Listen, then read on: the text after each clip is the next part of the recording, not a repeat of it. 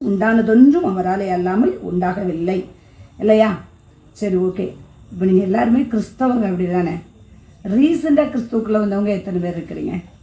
ரீசெண்டானா புதுசாக இயேசுக்குள்ளே வந்தவங்க, மற்ற இதிலிருந்து வந்தவங்க எத்தனை பேர் இருக்கீங்களா? எல்லாருமே கிறிஸ்தவங்க. எத்தனை வருஷம் கிறிஸ்தவங்களா இருக்கிறீங்களா? பூர்வீக கிறிஸ்தவங்களா? சொல்லுங்கள். புதுசாக இயேசு ஏற்றுக்கொண்டிருக்கிறீங்க. மற்றவங்க நீங்களும் புதுசா ஓகே, தேங்க்யூ. பாருங்கள், ஏசப்பா இந்த பூமிக்கு எப்போ வந்தாங்க? என்ன இப்படி ஒரு கேள்வி கேட்டீங்களே? ஏசப்பா எப்போ இந்த பூமிக்கு வந்தாங்க? 2000 வருஷத்துக்கு முன்னதாக. அப்போ இயேசுன்னு வந்தாங்களா? சரி, ஓகே. அப்படின்னா நம்ம இப்போ முதல்ல வாஸ்தமே, ஆதியிலே வார்த்தை இருந்தது, அந்த வார்த்தை தேவனாக இருந்தது. அப்போ ஏசப்பா கன்னி மரியாளின் வயிற்றில் பிறந்த பிறகுதான் இந்த பூமிக்கு வந்தாங்களா?